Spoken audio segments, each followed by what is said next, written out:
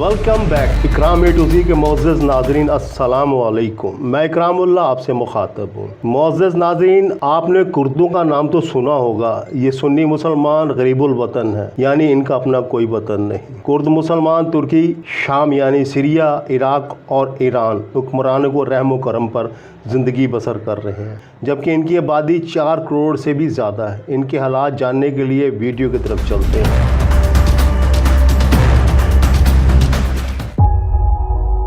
13 नवंबर 2022 को तुर्की के शहर इस्तांबुल में एक बहुत बड़ा बॉम्ब ब्लास्ट हुआ, जिसके नतीजे में 6 तुर्किश सिविलियंस मौत के मुंह में चले गए और करीबन 80 लोग शदीद घायल हुए। तुर्की की गवर्नमेंट ने नॉर्दर्न सीरिया और तुर्की में मौजूद कुर्दिश बागियों को इस अटैक पर ब्लेम किया, जबकि दूसरी तरफ कुर्दिश बागी ग्रुप्स PKK और SDF ने बड़ा ओपनली डिनाई किया कि उनका इस अटैक से कोई कनेक्शन नहीं है। मगर फिर भी इस अटैक के 1 वीक के बाद तुर्किश जेट्स और तोपों ने नॉर्दर्न सीरिया और इराक में मौजूद कुर्दिश ग्रुप्स PKK और SDF की पोजीशंस पर बमबारी शुरू कर दी। और फिर 21 नवंबर 2022 को तुर्किश प्रेसिडेंट तैयब अर्दोआन ने ये थ्रेट किया कि ये बम्बार्डमेंट तो अभी सिर्फ शुरुआत है और तुर्की बहुत जल्द नॉर्दर्न सीरिया में मौजूद कुर्दिश बागियों पे फुल स्केल अटैक करने जा रहा है। इस अटैक का पर्पस ये होगा कि तुर्की और सीरिया के बॉर्डर्स पर ये 30 किलोमीटर का एक सेफ जोन बनाया जाए, जिसपे तुर्किश आर्मी का पूरा कंट्रोल होगा। अब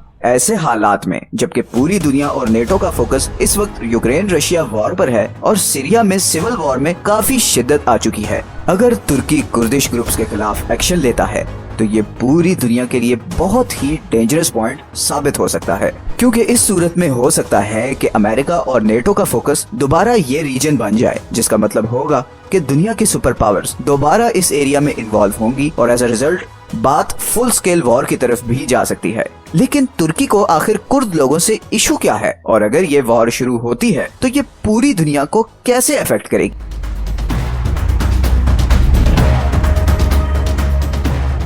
इस सारे इशू को समझने के लिए हमें कुछ बेसिक जियोपॉलिटिकल और डेमोग्राफिक रियलिटी समझना होंगी। सबसे पहला फैक्टर ये है कि तुर्की फ्रांस, जापान या जर्मनी की तरह एथनिकली होमोजीनियस कंट्री नहीं है। मतलब जैसे फ्रांस में फ्रेंच रहते हैं, जर्मनी में जर्मन्स रहते हैं, वैसे तुर्की में सिर्फ तुर्क लोग नहीं रहते, बल्कि वहाँ पर करीबन 1.5 करोड़ कुर्द भी रहते हैं, जो तुर्की की टोटल पॉपुलेशन का ऑलमोस्ट 15% बनता है। कुर्द तुर्किश लोगों से काफी डिफरेंट हैं और इनकी अपनी लैंग्वेज और कल्चर है और इनकी मेजॉरिटी सुन्नी मुस्लिम्स है। लेकिन कुर्द सिर्फ तुर्की में ही नहीं रहते, बल्कि इस सारे एरिया में साउथ ईस्टर्न तुर्की से लेकर नॉर्दर्न सीरिया, नॉर्दर्न इराक और वेस्टर्न ईरान के दरमियान करीबन 3 से 4 करोड़ कुर्द रहते हैं। कुर्द दुनिया की वो सबसे बड़ी नेशनलिटी हैं जिनका खुद का कोई कंट्री नहीं, और इसीलिए हर कुछ टाइम बाद कुर्द लोगों की तरफ से ऐसी एफर्ट्स की गई हैं कि इस एरिया पर एक ऑफिशियल कंट्री बनाया जाए जिसे कुर्दिस्तान कहा जाएगा। मगर ऐसी सारी एफर्ट्स को तुर्की, सीरिया, इराक और ईरान ने बड़ी सख्ती से सप्रेस किया है, और इसकी बड़ी सिंपल रीजन ये है कि अगर किसी एक रीजन पर भी ऐसा हो गया तो बाकी कंट्रीज में मौजूद कुर्द भी इधर यूनाइट हो जाएंगे। फॉर एग्जांपल, अगर सीरिया के कुर्द इस एरिया पर अपना कंट्री बनाते हैं तो तुर्की के कुर्द भी चाहेंगे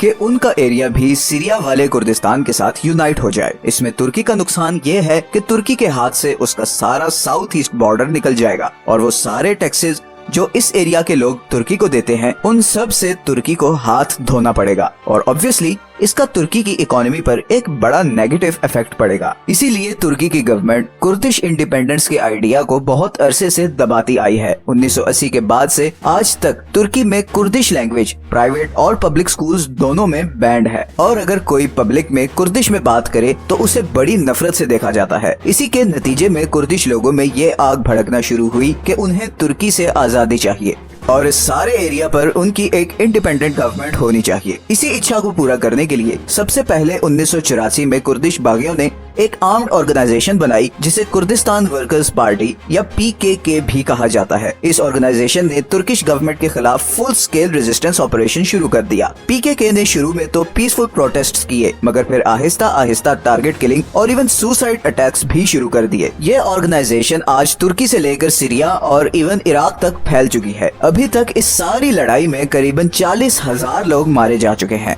और तुर्की को बिलियंस ऑफ डॉलर्स का नुकसान उठाना पड़ा है। तुर्की और दूसरे अरब कंट्रीज इसी कुर्दिश मूवमेंट को दबाने के लिए बरसों से सीरिया और इराक में पीकेके की बेसिस पर अटैक करते रहे हैं। मगर फिर 2011 में सब कुछ बदलना शुरू हो गया जब सिविल वॉर की वजह से सीरियन गवर्नमेंट कुर्दिश बागियों को रोकने में मुकम्मल फेल हो गई। सीरिया में रहने वाले कुर्दिश लोगों को ऐसे ही किसी मौके की तलाश थी। सीरिया के कुर्दिश ग्रुप्स ने पीकेके की तरह अपना एक आर्म्ड ग्रुप बनाया और उसका नाम रखा सीरियन डेमोक्रेटिक फोर्सेस या शॉर्ट फॉर्म में SDF। अब क्योंकि ये ग्रुप बशार अल असद के अगेंस्ट था तो इसे अमेरिका की सपोर्ट भी मिल गई और इसी सपोर्ट की वजह से इस ग्रुप ने नॉर्थ ईस्टर्न सीरिया पर पूरा कंट्रोल हासिल कर लिया। अब यही चीज तुर्की के लिए एक बहुत बड़ी थ्रेट थी क्योंकि इस सारे एरिया पर कुर्दिश ग्रुप्स का कंट्रोल होने का मतलब था कि तुर्की के अपने कुर्दिश बागी ग्रुप्स जैसे कि पीकेके के पास एक जबरदस्त मौका है कि वो SDF के साथ मिलकर तुर्किश गवर्नमेंट पर अटैक करे और फ्यूचर में अगर ये लोग ज्यादा स्ट्रॉन्ग हो गए तो तुर्की के सारे कुर्दिश मेजोरिटी एरियाज पर इन लोगों का कंट्रोल हो सकता है और एज अ रिजल्ट तुर्की का ये सारा south eastern Kurdish majority area उसके हाथ से निकल सकता है। और जाहिर है तुर्की ये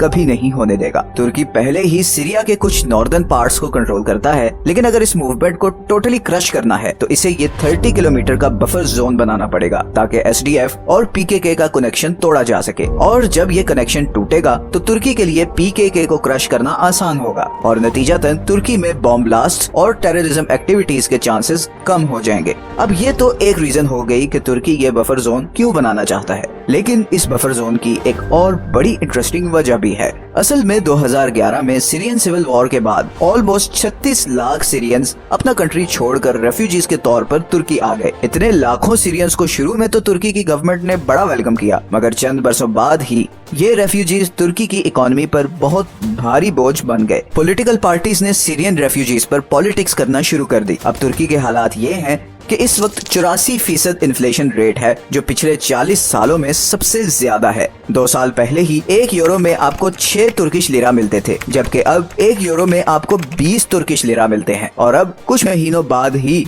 जून में तुर्की में प्रेसिडेंशियल इलेक्शंस आ रहे हैं और इन हालात में पब्लिक सिंपैथी गेन करने के लिए पॉलिटिकल पार्टीज ने सीरियन रेफ्यूजीज को तुर्की की इस कंडीशन का रिस्पॉन्सिबल ठहराना शुरू कर दिया है। और इस पॉलिटिकल स्टंट की एक वजह भी है। अगर हम इस चार्ट को देखें तो बहुत क्लियरली देख रहा है कि जब भी तुर्की ने सीरिया पे अटैक किया अर्दोआन की अप्रूवल रेटिंग जंप कर गई। और अभी जिस तरह तुर्की की इकोनॉमिक सिचुएशन है, तैयब अर्दोआन के पास अपनी अप्रूवल रेटिंग इंप्रूव करने का यही बेस्ट चांस है कि वो सीरिया पर अटैक करे और इस सेफ जोन को अपने कंट्रोल में ले ले। सारी पब्लिक को सीरियन रेफ्यूजीज के अगेंस्ट किया जा रहा है। प्रेसिडेंट अर्दोआन ने तो यहाँ तक कहा है कि मई में वो तकरीबन 10 लाख सीरियंस को वापस उनके देश भेज देंगे। इस वक्त तुर्की की सारी पॉलिटिकल पार्टीज इसी एक नारे पर अपना इलेक्शन मैनिफेस्टो बिल्ड कर रही है। लेकिन इतने लाखों सीरियंस को वापस सिविल वॉर का शिकार सीरिया में भेजना सिर्फ एक बहुत बड़ा डिजास्टर होगा और इसीलिए तुर्की की गवर्नमेंट ये चाह रही है कि इन सीरियंस को इस 30 किलोमीटर के सेफ जोन में सेटल करे। इन सीरियंस को यहाँ सेटल करने का एक और बेनिफिट तुर्की को ये होगा कि इस एरिया में कुर्द लोगों का होल्ड कम होता जाएगा और फ्यूचर में जब सीरियन सिविल वॉर खत्म होगी तो सिविल वॉर जीतने वाले ग्रुप को तुर्की से ही बात करनी पड़ेगी और उसकी डिमांड्स मानना पड़ेगी।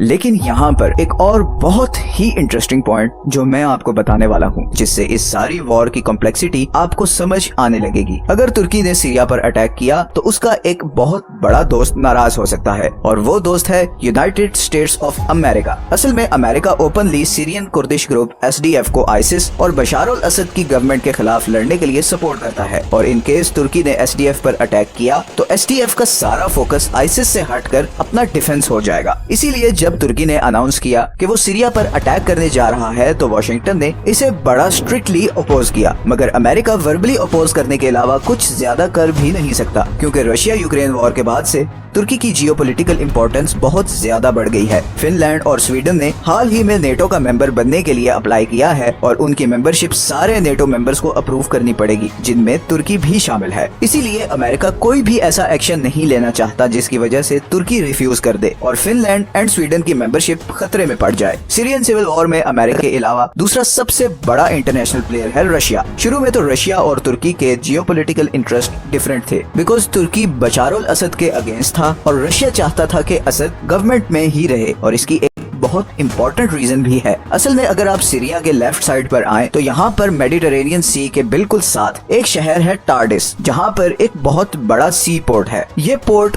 पूरे मेडिटेरेनियन सी में वो अकेला पोर्ट है जिसे रशियन नेवी यूज कर सकती है, और इसे यूज करने के लिए रशिया ने असद की गवर्नमेंट से अगले 50 साल का कॉन्ट्रैक्ट कर रखा है। अगर ये पोर्ट ना हो तो रशियन नेवी को तुर्की स्ट्रेट के नेटो कंट्रोल्ड चोक पॉइंट से गुजरकर वापस रशिया जाना पड़ेगा, और जाहिर है नेटो के साथ वॉर की सूरत में इसका मतलब टोटल डिजास्टर होगा। इसीलिए रशिया चाहता है कि सीरिया पर असद का ही कंट्रोल रहे ताकि उसकी नेवी टार्डिस का पोर्ट यूज करती रहे और मिडल ईस्टर्न सिचुएशन पर उसकी नजर भी रहे। तो अगर तुर्की एसडीएफ पर अटैक करता है तो वो जियोपॉलिटिकली रशिया के गोल से अलाइन हो जाता है, क्योंकि फिर असद की गवर्नमेंट को चैलेंज करने वाला कोई और बड़ा ग्रुप नहीं होगा। इसीलिए तुर्की के इस डिसीजन का पूरे मिडल ईस्ट और यूरोप पर बहुत गहरा असर पड़ सकता है।